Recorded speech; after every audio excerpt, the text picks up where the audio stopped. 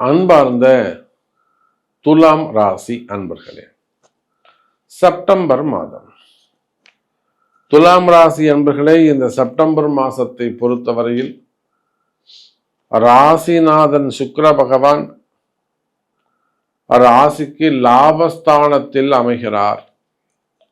11வது வீட்டுல, சூரியனுடைய வீட்டுல யார் இருக்காருங்க? சுக்கிரன் போயிட்டு அமைகிறார். பாருங்க துலாம் ராசி அன்பர்களே, 2-7 பாவி செவ்வாய் அசுபர் உங்களுக்கு. ஏன்னா 2-7 என்பது கண்டகஸ்தானங்கள். அதிலும் உங்களது சரராசி. சரத்துக்கு 2-7 யாரா வராங்க? மாரகாதிபதியா வராங்க. அப்ப 2-7 முழு அசுபராகி, அந்த முழு அசுபராக இருக்கக்கூடிய செவ்வாய் துலாம் ராசியில் அமைகிறார். எந்த அசுப கிரகத்தோடும் சேராமல், ராகு, கேது, சனி, இயற்கை அசுபரோடு சேராமல் சுபரான குருவோடு தொடர்பு. அப்ப இதிலிருந்து என்ன தெரியுதுங்க?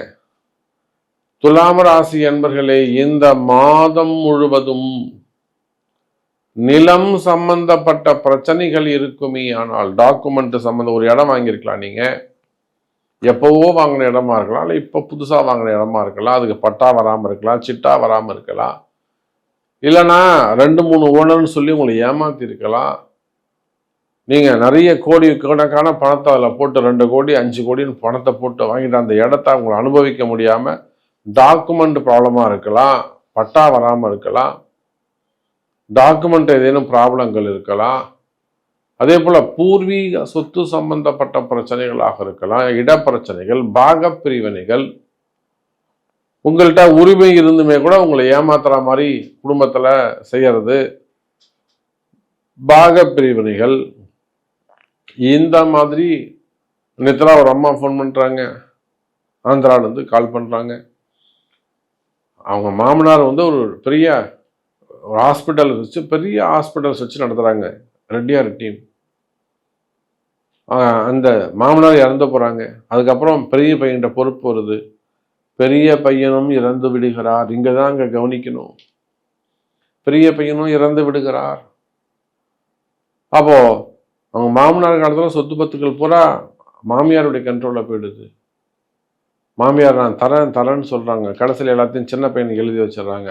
பெரிய மருமகளுக்கு 2 குழந்தைங்களை வச்சுட்டு அனாதையா நிக்கிறாங்க. எதுவுமே கிடையாது.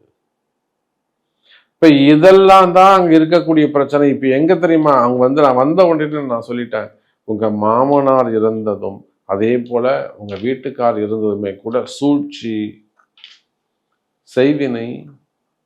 அவங்களுக்கு அந்த விஷயமே தெரியல. அப்புறம் ஒண்ணுன்னா எடுத்து சொல்லதான் ஆமா சாமி அப்படின்னு ஓன்னு அழறாங்க. இதை போல ஒவ்வொரு துலாம் ராசி அன்பர்களுக்கும் ஒவ்வொரு சொத்து பிரச்சனைக்கு ஒரு கதை இருக்கும் என்பதுதான் நிதர்சனமான உண்மை. அவங்க ஹாஸ்பிட்டல்ஸ், ஒரு ரெட்டியார் குரூப், ஒரு பெரிய டீம், பெரிய குடும்பம். அது சப்ஜெக்டே வேற. பெரிய செல்வந்தரான குடும்பம். ஆனா 2 ஆண்கள் அங்க அடுத்த உயிரிழப்பு, இயற்கை மரணங்கள் இல்லமான்னு சொன்னேன். தேம்பி அழறாங்க. சாமி இப்பதான் சாமி எனக்கு புரியுது, என் மண்டைக்கு உரைக்கவே இல்லை. ஒரு குரு மாதிரி இந்த எடுத்து சொல்லி, எப்படி சாமி நீங்க கண்டுபிடிச்சிங்க? தேம்பி எழுதாங்க. சொல்லியிருக்கோம், இன்னும் ஒரு 9 மாசங்கள்ல உங்களுக்கு ஒரு நல்ல செய்தி எடுத்து சொல்லுவோமா. இந்த மாதிரியான வழிபாடுகள் இது நீங்க கண்டிப்பா இதுக்கு இவ்வளவு ஆகும், நீங்க செய்யுங்கன்னு சொல்லியிருக்கிறோம். அவங்க இந்த பௌர்ணமியிலிருந்து இந்த பூஜையை ஸ்டார்ட் பண்றாங்க. அப்போ துலாம் ராசி என்பர்களை இதை போல உங்களுடைய வாழ்க்கையிலும் சொத்து சம்பந்தப்பட்ட பிரச்சனையாக இருக்கலாம், அல்லது நான் சொன்ன மாதிரி அடுத்தடுத்த இழப்புகள், வீட்டில் அடுத்தடுத்த ஆண் வாரிசுகள் இழப்புகளாக இருக்கலாம், வேற ஏதேனும் செய்வினை கோளாறுகள், மெயினா செய்வினை கோளாறுகள், அண்ணன் தம்பிகளாக இருக்கலாம், அக்கா தங்கைகளாக இருக்கலாம், செய்வினை கோளாறுகளாக இருக்கலாம், திருஷ்டிகளாக இருக்கலாம், கண்ணுக்கு தெரியாத பிரச்சனைகள், வெளியில சொல்ல முடியாத பிரச்சனைகள் எல்லாம் இருக்குமே. ஆனால் கவலை வேண்டாம் துலாம் ராசி அன்பர்களே. அந்த செய்வனை போன்ற பிரச்சனைகள் எல்லாம் கூட சரியாவதற்கு வாய்ப்புகள் உண்டு. ரொம்ப கடுமையா செஞ்சிருக்கிறாங்க சாமி, நிம்மதியே இல்லாமல் போகுது. அப்ப அந்த மாதிரி அக்கம் பக்கத்தில் வரக்கூடிய பிரச்சனைகள், அதே போல பக்கம் பக்கத்தில் இருக்கக்கூடிய வீடுகளில் வரக்கூடிய பிரச்சனைகள், திருஷ்டிகள், சின்ன சின்ன சண்டை சச்சரவுகள், மெயினா சொத்து பத்துக்கள் சம்பந்தப்பட்டது, உறவு முறைகள் சம்பந்தப்பட்டது, பார்ட்னர்ஷிப்பு, உடன் பிறந்தவர்கள், சித்தப்பாவாக இருக்கலாம், பெரியப்பாவாக இருக்கலாம், அத்தைமார்களாக இருக்கலாம், இட பிரச்சனைகளாக இருக்கலாம், பண பிரச்சனைகளாக இருக்கலாம், மன கஷ்டங்களாக இருக்கலாம், வாக்குவாதங்களாக இருக்கலாம், கணவன் மனைவி, மங்களகாரகன் கணவன் மனைவி, நாங்கள் அவ்வளோ அன்னோன்யமா இருப்போம் சாமி, எங்கள் வீட்டுக்காரர் என்கிட்ட பேசாமல் இருந்ததே கிடையாது, இப்போ ஒரு மாதம் அப்படி இருக்காரு, இப்போதான் நாங்கள் கண்டுபிடிச்ச சாமி இப்படி ஒரு காரணம் இருக்கு. அப்போ கணவன் மனைவி மனக்கசப்புகளாக இருக்கலாம், டிவோர்ஸ் கேஸாக இருக்கலாம், வம்பு வழக்குகள், மெயினா செய்வினை கோளாறுகள், இடதோஷங்கள், திருஷ்டி சம்பந்தப்பட்ட பிரச்சனைகள் இருக்குமே. ஆனால் கவலை வேண்டாம் துலாம் ராசி என்பர்களே. இந்த மாதம் செப்டம்பர் மாதம் 2 பாவியாக இருக்க செவ்வாய் ராசியில் அமைந்து துலாம் ராசி அல்லது துலாம் லக்னத்திற்கு 3 6 அந்த அவரும் குருவும் கெட்டவர் தான். அப்ப 2 அசுப கிரகங்கள் தொடர்பு கொள்கின்ற போது, அதுவும் ராகு கேதுக்கு 4 10 அமைகிறார்கள். அப்போ இந்த மாதிரியான கெட்டவன் கிட்டில் ராஜயோகம் கிட்டும் என்பதை போல நிச்சயமா துலாம் ராசி என்பர்களே, இந்த செப்டம்பர் மாதம் ஒரு அதிசயம் நிகழப்போகுது. உங்க வாழ்க்கையில் நீங்கள் சற்றும் எதிர்பார்க்காத பல திருப்பங்கள், உங்க வாழ்க்கையில நீங்க சற்றும் எதிர்பார்க்காத ஒரு சில மாற்றங்கள் நிகழக்கூடிய மாதம். எதிர்பார்க்கவே சாமி இது நடந்துருச்சு, ரொம்ப ரொம்ப சந்தோஷம் சாமி, எனக்கு இல்லமா வாராய்க்கு சொல்லுங்க. அப்ப அதை போல துலாம் ராசி என்பர்களே, மாற்றங்களும் மன மகிழ்ச்சி அதிகரிக்கும், தொழில் அமைப்புகள் சிறப்பா இருக்கும், குடும்ப பிரச்சனைகள் குறையும், மெயினா நல்ல தொழில் அமையும், வருமானம் அதிகரிக்கும். தொழில் தான் சாமி பிரச்சனை, தொழில் அமையாம இருக்கு. அப்ப தொழில் அமைப்புகள்ல உங்களுக்கு பிரச்சனைகள் இருக்குமே. ஆனால் கவலை வேண்டாம் எனதருமை துலாம் ராசி என்பர்களே, தொழில நல்ல அமைப்பு இருக்கும். கடன் சுமைகளாக இருக்கலாம், கடன் பிரச்சனைகளாக இருக்கலாம், வம்பு வழக்குகளாக இருக்கலாம், இல்லைன்னா நான் எப்பொழுதும் சொல்வது உண்டு, இடதோஷங்கள், இடப்பிரச்சனைகள்.